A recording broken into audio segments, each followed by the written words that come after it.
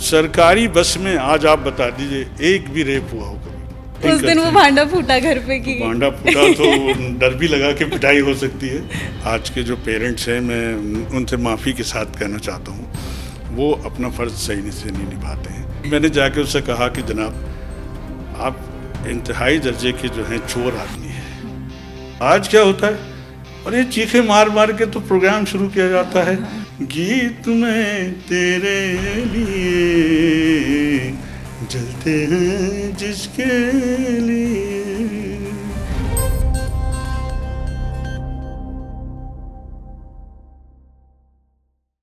नमस्कार दोस्तों, आज के इस खास पॉडकास्ट में हमारे साथ एक ऐसी शख्सियत मौजूद हैं जिन्होंने तालीम, उर्दू ज़बान और मीडिया की दुनिया में अपनी अलग पहचान बनाई है।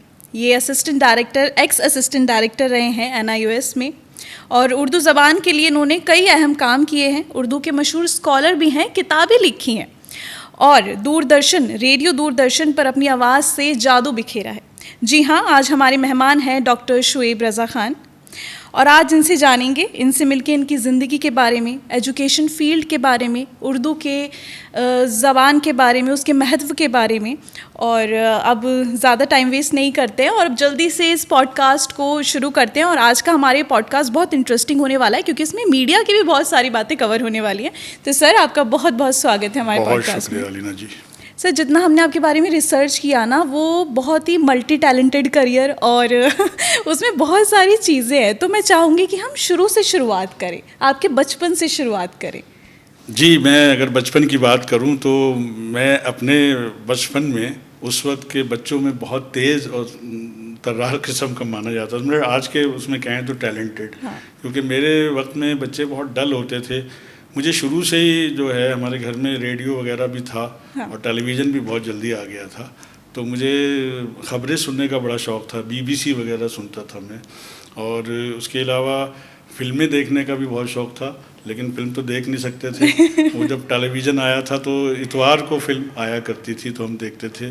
और मैं किसी की भी आवाज़ में गाना सुन लेता था, गाना गा सकता हूँ किसी की भी आवाज़ में। और जब आज भी किसी सिंगर की या किसी जो मुशायरों में भी जाने का शौक़ हो गया था थोड़ा, तो उस वक्त कोई भी शायर जो तरन्नुम में पढ़ते हैं उनकी आवाज़ में मैं अभी भी शेर सुना सकता हूँ। तो एक हो जाए अभी इसी बात पे। अगर हम बात करें, वसीम बरेलवी बहुत फेमस हैं, आप जी, जानते जी, होंगे। जी। तो वो किस तरीके से पढ़ते हैं आप देखें।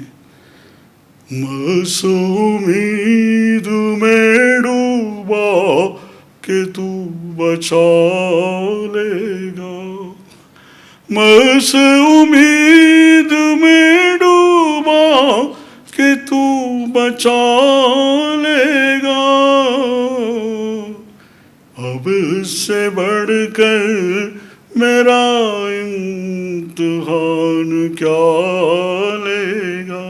अब जिन लोगों ने वसीम बरेलवी को सुना है वो समझ हाँ, सकते बिल्कुल, हैं। बिल्कुल, बिल्कुल। तो मैं उस वक्त स्कूल में भी जो भी जनगढ़ मनगढ़ होता था, या कोई 15 अगस्त 26 जनवरी या किसी तरह का प्रोग्राम होता था, तो मैं स्टेज पर रहा करता था परफॉर्मेंस में। और साथ ही स्पोर्ट्स का बड़ा शौक़ रहा, क्रिकेट भी खेली, हॉकी भी, सब कुछ किया, कैरम। तो वो बचपन से आप मल्टी टैलेंटेड रहे। हाँ, लेकिन चूँकि हमारे वक्त में इतना एक्सपोजर नहीं था अलीना हाँ, जी, हाँ। और कुछ पता भी नहीं था। दूसरे हमारे जो, मैं शहर से ताल्लुक़ रखता हूँ, रामपुर उत्तर प्रदेश से, तो वहाँ पर बहुत ही मजहबी मामला भी है, जिस ताल्लुक़ रखता हूँ जिस मज़हब से। हाँ। फादर भी बहुत स्ट्रिक्ट थे, जी। और हमने हमेशा कोशिश यही की, मना कभी नहीं किया उन्होंने किसी चीज़ को।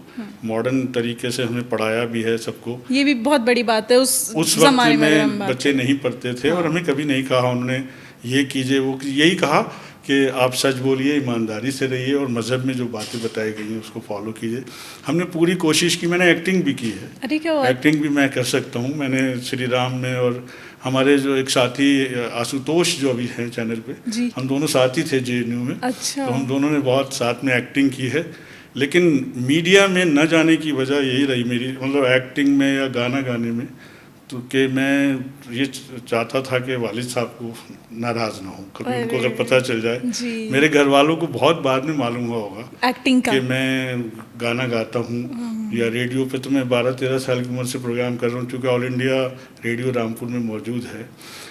वो तो जब मैंने स्कूल कॉलेज में जो हमारे रिश्तेदार थे, कज़न थी, तो उन्होंने आके बताया कि अरे भाई शोएब भाई तो बहुत अच्छा गाते हैं, अच्छी एक्टिंग उस दिन वो भांडा फूटा घर पे तो कि भांडा फूटा तो डर भी लगा कि पिटाई हो सकती है, लेकिन पिटाई नहीं हुई। तो कोशिश यही की कि बहुत मौके मिले मुझे, मकसद मीडिया में जाने के, एक्टिंग के भी बहुत ऑफर थे, गाने के भी थे। जैसे मैंने अर्ज़ किया अभी आपको, शायरों की सुना, ऐसे किसी भी सिंगर की आवाज़ में भी मैं आपको सुना सकता हूँ, के.एल. सहगल से लेके और मौजूदा दौर। ये तो हमारी खुशनसीबी होगी। तो इसलिए गाने के भी ऑफर थे, अभी भी हैं इस तरह के। नहीं, आप किसको सुनना पसंद करें पुरानों में अगर मैं बात तलत महमूद जैसे एक सिंगर थे जी, पता नहीं आपने उनको सुना है नहीं सुना है। मैं आपकी आवाज़ से आज उन्हें सुन लूँगी। तो नहीं, अगर आपने नहीं सुना, उसकी आवाज़ बनाना थोड़ा सा मुश्किल होता था मुझे। तो बाकी तो सबको हमने, सहगल हों, रफ़ी हों, किशोर हों, मुकेश हों या कुमार शानू हों, सबकी आवाज़ बनाई। इनकी आवाज़ थोड़ी सी डिफरेंट थी कि ये कि आप देखिए, अगर आपको शायद याद आ जाए कभी, जलते हैं जिसके लिए तेरी आँखों के दिए, ढूंढ आया हूँ वही गीत मैं तेरे लिए, जलते हैं जिसके लिए। इनका एक यूनिक स्टाइल था तलत महमूद का, और इनकी आवाज़ बनाना आसान नहीं था। बाकी रफ़ी या किशोर या उनको गाना, एक किशोर सर की आवाज़ में भी, किशोर कुमार की अगर बात करें तो देखिए, हे हो हा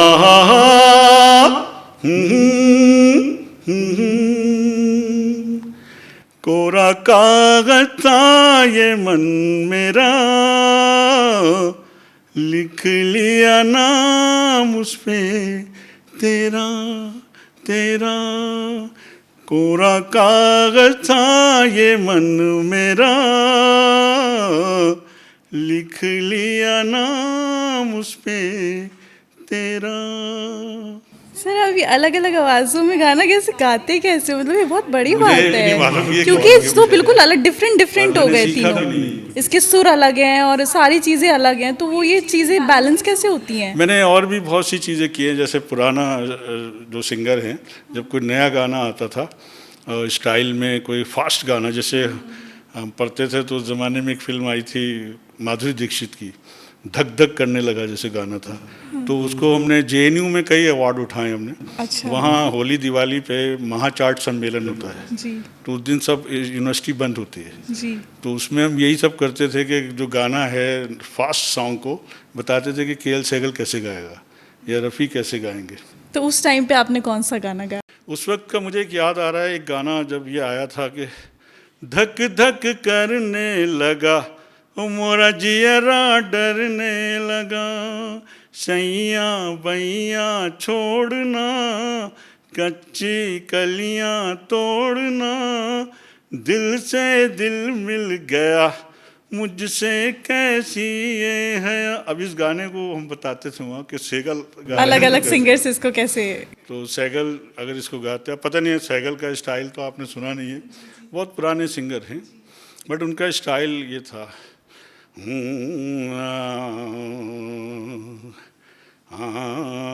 अच्छा, इसमें पहले वो था आउच, तो उसको भी पेश करने की कोशिश की है इसमें।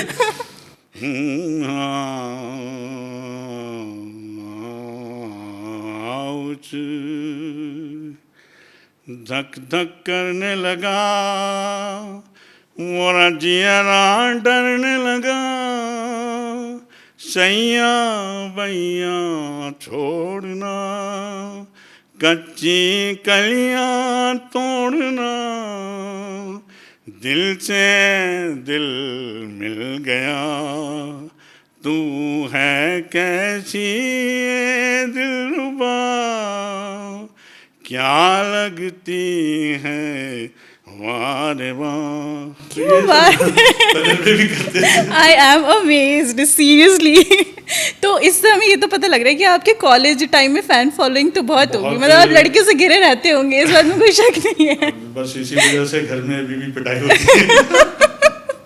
अच्छा, वो चीज़ अभी भी बरकरार है? अभी भी घिरे हुए हैं और मेरे फैन, पूरा ऑफिस भी फैन है। अरे क्या अभी बात। जब मैं हाल फिलहाल वहाँ से रिटायर हुआ और वहाँ भी मैंने जो भी 15 अगस्त, 26 जनवरी या फेयरवेल या जितनी होली दिवाली के फंक्शंस होते थे या हमारा फाउंडेशन डे होता था, उसमें मैं परफॉर्मेंस देता भी था और वो कराता भी था सर। देखिए, ये बात सही है अलीना जी कि दुनिया जो है ना, कितनी नफ़रतें पैदा हो जाएं, लेकिन दुनिया चलती मोहब्बत से है। और मैं ये मानता हूँ कि गिव एंड टेक का मामला है। अगर आप सच्ची बात है, अगर आप मोहब्बत देते हैं ना किसी को, तो आपको मोहब्बत मिलती है। मैं ये बहुत फ़ख्रिया अंदाज में कहना चाहता हूँ, क्योंकि हमारे हिंदुस्तान में जिस तरह के अभी हालात और माहौल बना है, मैं अकेला 500 लोगों में मुसलमान था वहाँ, उर्दू का ऑफिसर था।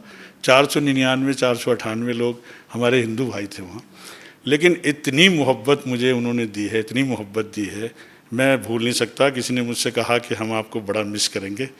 मैंने कहा आप तो मुझे अकेले मिस करेंगे, मैं तो 498 लोगों को मिस करूँगा। तो ये सब मोहब्बतों के रिश्ते हैं और लड़की लड़का सब आज के दौर में सब बराबर हैं। और हमें जो है पाकीज़ा जो पवित्र रिश्ते होते हैं ना, वो हमेशा कायम रहते हैं। तो मैं यही मैसेज दूंगा और मैं उनका धन्यवाद करूंगा अपने इस प्रोग्राम के ताल्लुक से भी। तमाम लोग, एक पियोन से लेके एक गार्ड से लेके, आज भी जब मैं उस ऑफिस में मीटिंग वगैरह में बुलाया जाता हूँ तो मेरी वही इज़्ज़त है। गार्ड सैल्यूट करते हैं, पियोन पूछते हैं खैरियत, तमाम लोग उसी तरीके से मिलते हैं। मैं ये मानता हूँ कि अगर हम मोहब्बत देंगे तो हमें मोहब्बत ज़रूर मिलेगी। चाहे मेरे JNU के 10 साल रहे हों, वहाँ भी हमारे जो हिंदू भाइयों के साथी थे, हम लोग बहुत कम होते हैं जहाँ भी होते हैं जी लेकिन हंगामा किए रहते हैं तो उन्होंने बहुत मोहब्बत दी। वहाँ भी मेरे को JNU छोड़े हुए काफ़ी साल हो गए, लेकिन आज भी वहाँ का पत्ता पत्ता जानता है। आज भी जब हम चले जाते हैं वहाँ प्रोग्रामों में बुलाए जाते हैं। मैं अभी कानून की बात कर रहा था, कानून से डर लगता है लोगों को, लेकिन उसके बाद भी जाके लोग ऐसी ऐसी बदमाशी करते हैं। डॉन भी हैं, चोरी भी करते हैं, अब तो कितने रेप भी ज़्यादा करते हैं। Exactly. तो अगर उनके संस्कार अच्छे हों, मैं एक छोटी सी मिसाल देना चाहता हूँ। एक बहुत बड़ा कांड हुआ था दिल्ली में, निर्भया कांड। तो उसमें एक बस में जिस तरीके से हमारी बच्ची के साथ हुआ, वो किसने किया वो मैं बता रहा हूँ। वो उसमें बस कंडक्टर और ड्राइवर थे जी वो ऐसे बस कंडक्टर ड्राइवर थे जिनको संस्कार नहीं मिले हुए थे। जी। अब मैं आता हूँ एक और बस पे। हमने बसों में बहुत सफ़र किया है, स्टूडेंट रहे, आप भी ने भी किया होगा। 12.5 रुपये का पास, DTC बस पूरी दिल्ली में घूमते थे JNU से।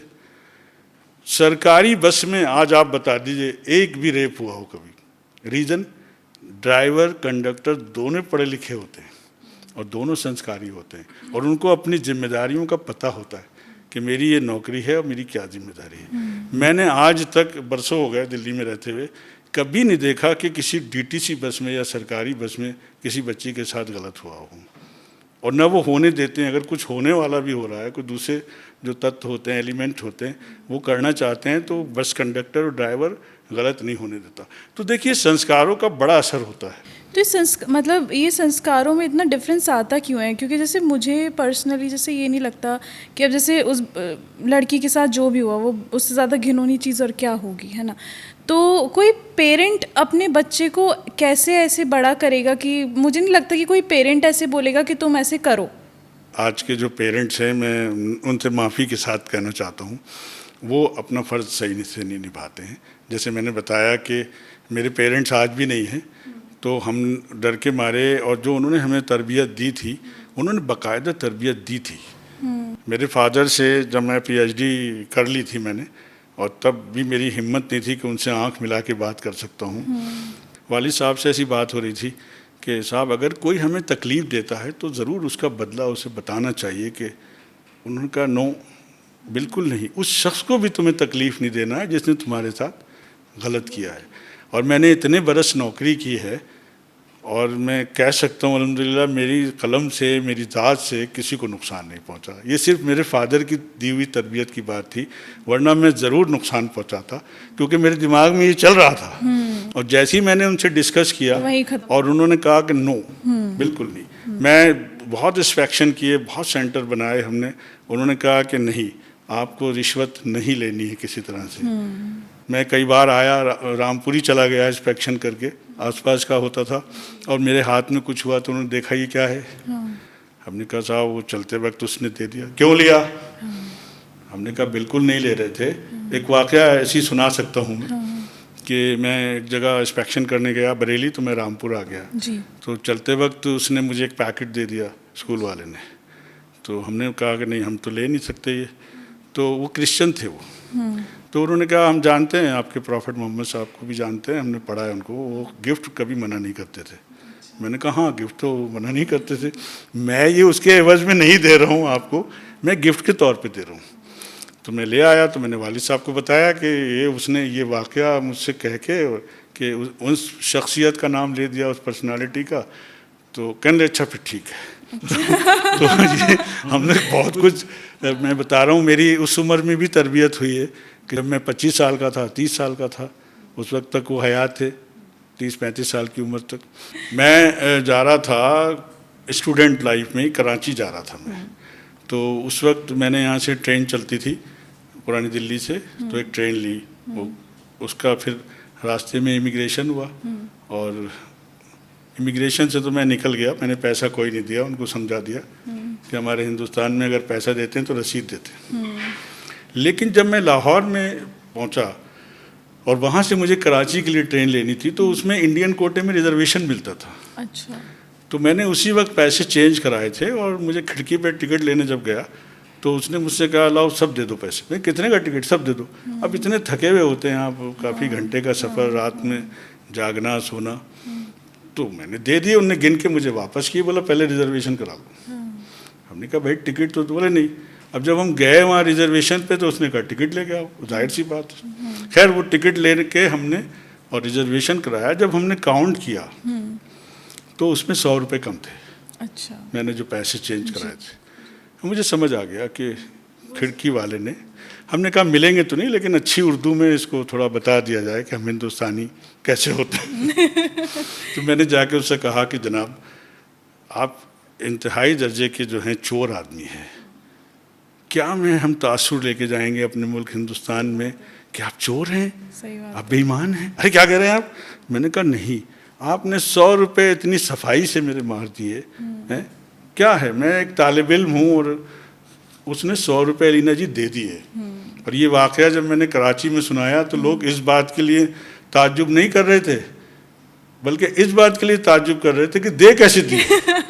आप सोचिए, ये 30 साल पुराना कम से कम वाक़या हुआ।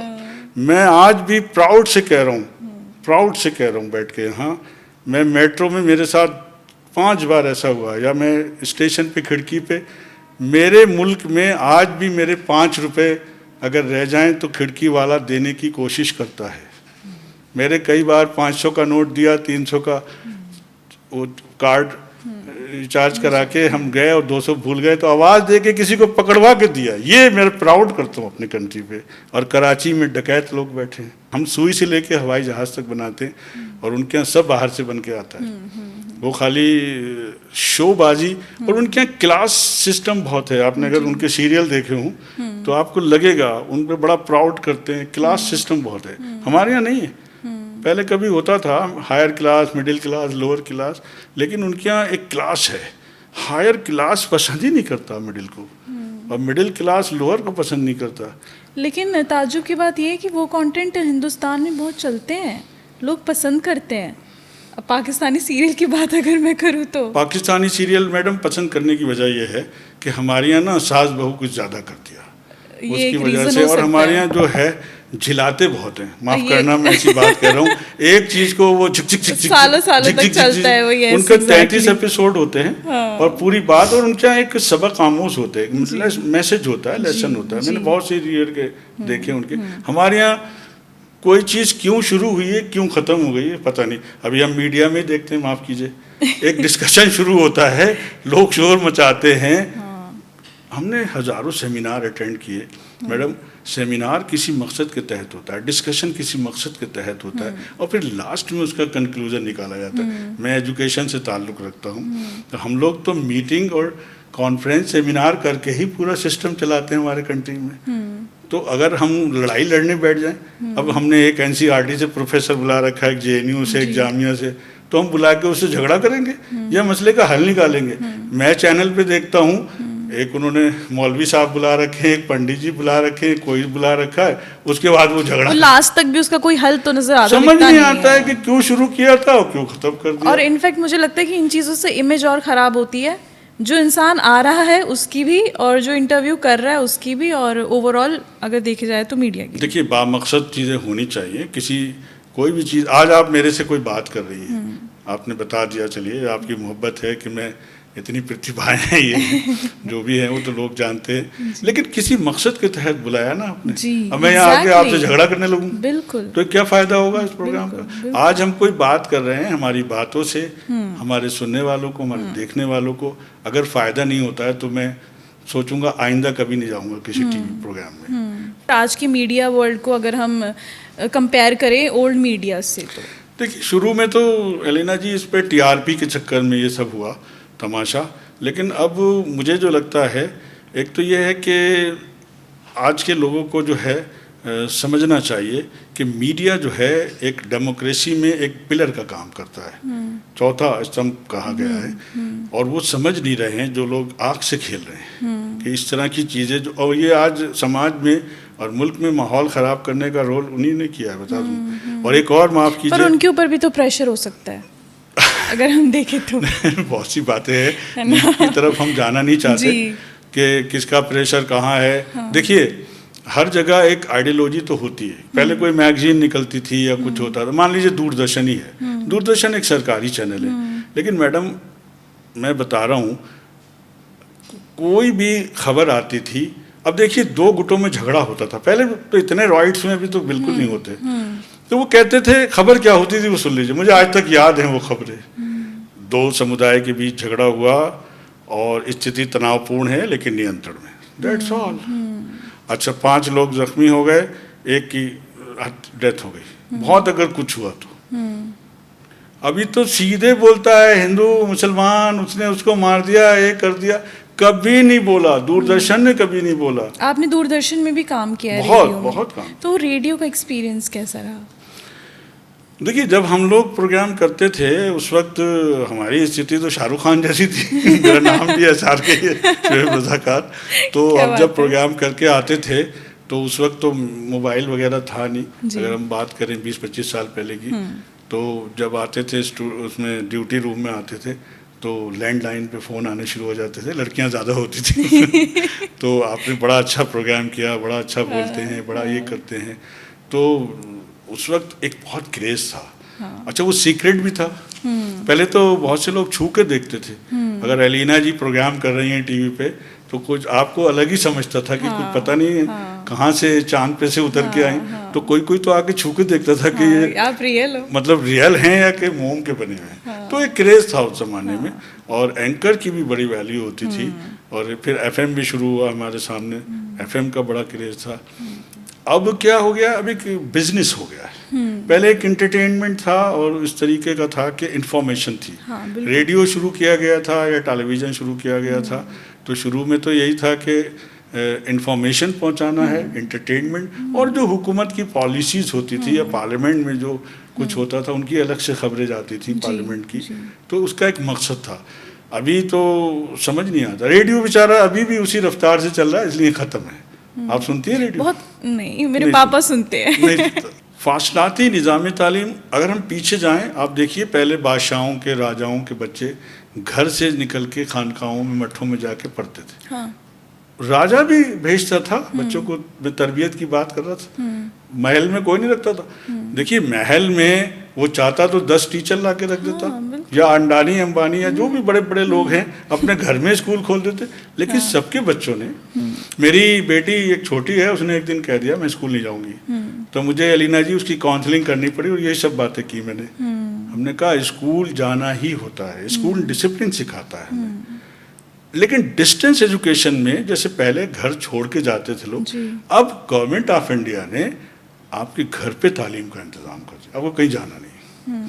मिसाल के तौर पे कोई बच्चा अपनी बच्ची पढ़ाई कर रहा था, लेकिन अचानक उस पर कोई जिम्मेदारी आ गई, घर में किसी का इंतकाल हो गया, अब उसको नौकरी करनी पड़ी, तो लेकिन बाद में उसको लगा कि मुझे पढ़ने का शौक़ है, अपने स्कूल सर्टिफिकेट को मैं कंप्लीट कर लूँ, डिग्रियाँ, तो उसके लिए national institute of open schooling है, बेसिक एजुकेशन भी है, तीसरी, पाँचवीं, आठवीं, 10वीं, 12वीं।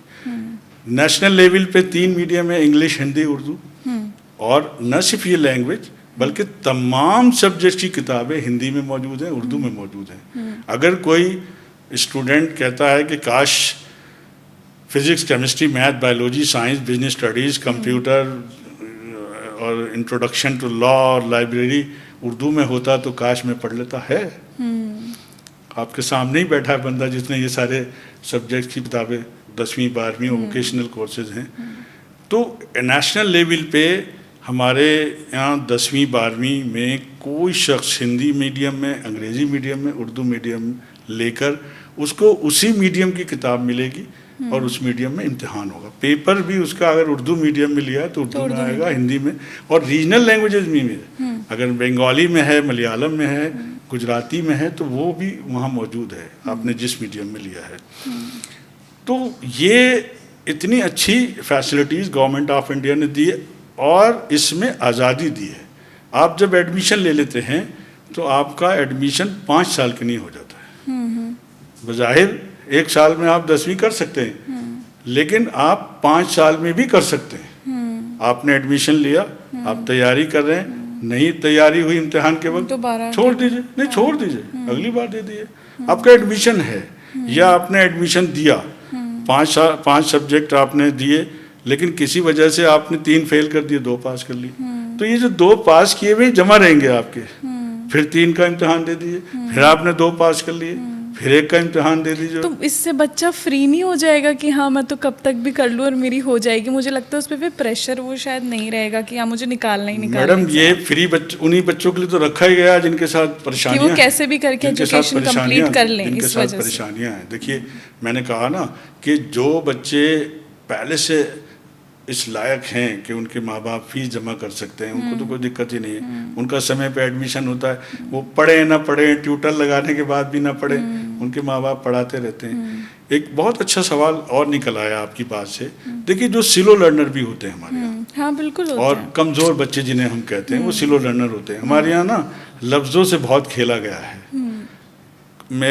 हम देखते थे अपने रामपुर में भी कि कोई स्लो लर्नर है तो उसका मजाक का मौजू बन जाता था। हाँ, ये गलत बात बिल्कुल है। वो और इनफैक्ट मैं आपको एक बात बताऊं, टीचर्स भी, मुझे नहीं पता कहना चाहिए नहीं कहना चाहिए, लेकिन जो बच्चा पढ़ाई में बहुत ज़्यादा अच्छा होता है ना, उसको हाथ पकड़ के आगे लेके जाते हैं, इन रादर देन कि आप उस पर ध्यान दो जो बच्चा वीक है। अब जो पढ़ाई में अच्छा है वो तो ग्रो कर ही रहा है ना, आप उस पर ध्यान दो। मैं रेगुलर की बात कर रही हूँ, स्कूलिंग की बात कर रही हूँ मैं, क्योंकि मैं भी ऐसी थी, मैं बहुत ज़्यादा अच्छी नहीं थी पढ़ाई में, तो किसी टीचर ने ना मुझे पुश नहीं किया कि हाँ ये बच्चा कर नहीं पा रहा है तो उसे और पुश करो, इसको और इसके साथ मेहनत करो। नहीं, मुझे लगता है कि वो अपने स्कूल का रिजल्ट अच्छा बनाने के लिए उस बच्चे पे ही फोकस करते हैं जो ऑलरेडी अच्छा है। एक और अच्छा सवाल आपने निकाल दिया। आपने एक बहुत अच्छा सवाल किया। देखिए बहुत सारी खराबियां हैं, लेकिन जब हम बैठते हैं टेलीविज़न पे, रेडियो पे, तो हमारा मकसद ये होता है कि हम खराबियों की तरफ कम जाएं, लेकिन हम ये देखें कि खराबियों को दूर कैसे किया जा सकता है। बिल्कुल, ये आपने जो सवाल किया ये बिल्कुल, ये प्रॉब्लम्स हैं हमारे रेगुलर सिस्टम में। ये प्रॉब्लम है कि वो एक तो ये कि ऐसे स्कूल हैं वो लेते ही अच्छे बच्चों को, उनकी क्या खराबी नहीं होती, और जहाँ पर मिला जुला मामला है वहाँ टीचर की जो बीएड या जो सब करके आते हैं ना ट्रेनिंग वाले, अगर इनकी सही से ट्रेनिंग हो जाती है ना तो ये नहीं होगी दिक्कत। ये दिक्कत वहाँ होती है जहाँ टीचर पार्शियलिटी करते हैं, और उसके देखिए 50 बच्चे बैठे हैं रेगुलर सिस्टम में, और उन 50 में आप जान लीजिए कि 50 का लेवल एक जैसा नहीं होगा। बिल्कुल, ना तो 50 बहुत तेज होंगे ना बहुत, तो उनको टीचर क्या करती है, एक निगाह से देखेगा या देखेगी, और वो सोचते जो मैंने बताया बता दिया। उसके बाद घर पे ट्यूटर जो है सर धुनता है। मैं अपने बेटे के स्कूल में जाता था पीटीएम में, तो उसने कहा पहली फुर्सत में ट्यूटर हटाइए, ट्यूटर हटाइए। मैं सबसे कह रहा हूँ ट्यूटर हटाइए। सबसे ज़्यादा बर्बाद करता है ट्यूटर, क्योंकि स्कूल में क्या करते हैं, उन्होंने होमवर्क दे दिया, ट्यूटर सर धुन रहा है वहाँ पर। तो फासलाती निज़ाम तालीम जो डिस्टेंस एजुकेशन का तो मतलब है कि जो बच्चा स्लो लर्नर है, जैसे मैंने बोला 5 साल के लिए एडमिशन हो गया, जो स्लो लर्नर है जिसके घर में आफत आ गई, जो बेचारा गरीब है थोड़ी सी फीस में एडमिशन हो जाता है। हमारा एक सेक्शन था मदरसों का, मुसलमानों में जो बड़े मदरसे होते हैं, और आप जानती हैं कि मदरसों में गरीब बच्चे ही पढ़ते हैं, जिनके यहाँ रोटी खाने को नहीं है, तो सोचते हैं कि चलो खाना भी मिल जाएगा।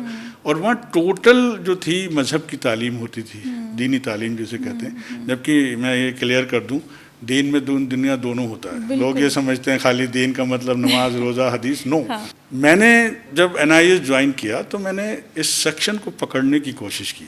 ये सेक्शन हाथ नहीं रखने देता था, कहता था नहीं, हम अपना काम कर रहे हैं, तो अपना काम करो। हम कहते थे नहीं भाई, हमारे मज़हब में कहाँ लिखा है कि हमारे जो दीन के बच्चे हैं वो मॉडर्न एजुकेशन नहीं पढ़ सकते। उसे हम उर्दू में असरी तालीम कहते हैं। अच्छा। हाँ, मॉडर्न एजुकेशन को। वो कहते थे नहीं। लेकिन 5, 7, 8 साल से कुछ हालात ऐसे बने कि वो लोग खुद ब खुद आने लगे, और जब वो आए तो हमने उनको जोड़ना शुरू किया।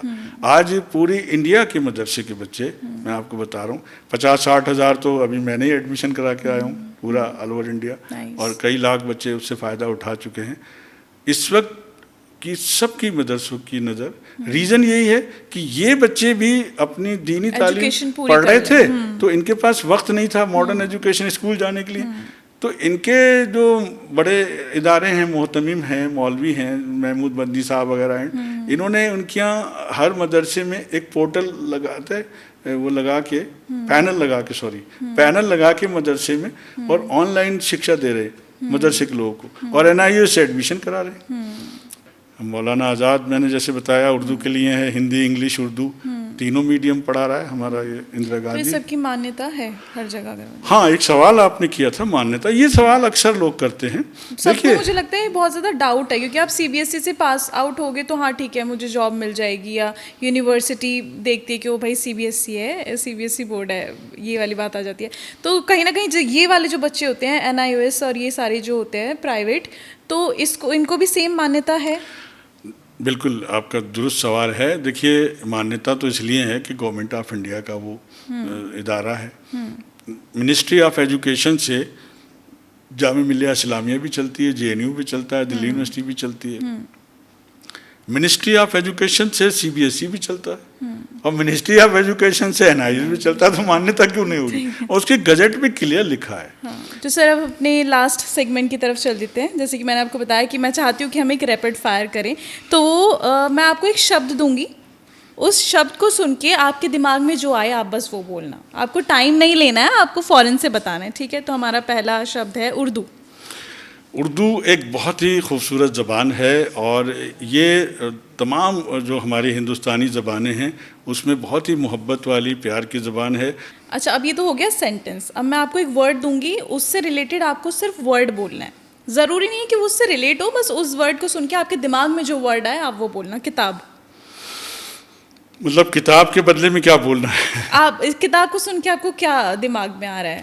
नॉलेज? किताब को सुनने के बाद एकदम जो शुरू से मेरा अपना मन है वो ये है कि हमें ज़िंदगी में अच्छी किताबें पढ़नी चाहिए। किताब से अच्छा दोस्त कोई नहीं होता है। जब आप खाली होते हैं, किताब से हमने कनेक्ट कर लिया दोस्त। ओके।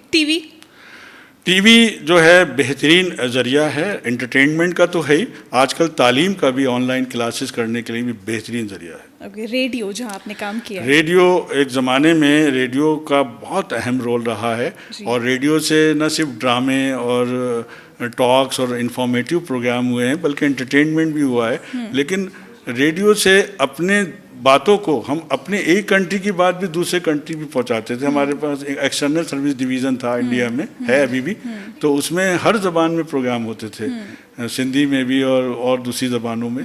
तो रेडियो का बड़ा अच्छा रोल रहा है, और रेडियो की अहमियत आज भी कम नहीं हुई है। अभी भी रेडियो जो है गाँव में और दूसरी जगहों पर लोग सुनते हैं। दिल्ली। हाँ। दिल्ली तो बहुत खूबसूरत शहर है। हम लोग दिल्ली वाले हैं और कहते हैं कि दिल वालों की दिल्ली। दिल्ली की एक सबसे बड़ी खूबी है कि ये पूरी दुनिया को, हिंदुस्तान नहीं, पूरी दुनिया को अपने अंदर समा लेता है। और इसकी एक और खूबी है, इतनी बार उजड़ी लेकिन उतनी बार संभल गई। ये बहुत बड़ी बात है। इसको इंसान को सीखना चाहिए कि हम संभल के गिर के एकदम अगर ऊपर आते हैं। दिल्ली में बहुत सारे लोगों ने लूट मार मचाई और ये किया, लेकिन दिल्ली हर बार संभल गई। और दिल्ली के न थे कूचे और आके मुसव्वर थे, मीर ने कहा था, जो शक्ल नज़र आई तस्वीर नज़र आई। तो दिल्ली ने इसमें इस शेर में यही है कि दिल्ली बार बार उजड़ी है और बार बार बनी है। Sir thank you so much कि आपने हमें इतना अपना कीमती समय दिया, इतनी इन्फॉर्मेटिव बातें हमारे दर्शकों के साथ शेयर करी। एंड आई होप कि आज का पॉडकास्ट आप लोगों को बहुत अच्छा लगा होगा। सर ने बहुत ज़्यादा हमें बहुत कुछ बताया है, एजुकेशन से रिलेटेड, आपकी परवरिश से रिलेटेड, इतने सारे इंसिडेंट्स आपके सामने पेश करे, तो ज़रूर सीखने को तो बहुत कुछ मिला होगा। तो अगर आपको आज का ये पॉडकास्ट अच्छा लगा है तो उसको शेयर करना, लाइक करना, और हमें कमेंट सेक्शन में ज़रूर बताओ कि आपको आगे आने वाले पॉडकास्ट में क्या देखना है, क्या टॉपिक आप पसंद करते हैं। तो या that's it for today. Thank you so much. बहुत शुक्रिया।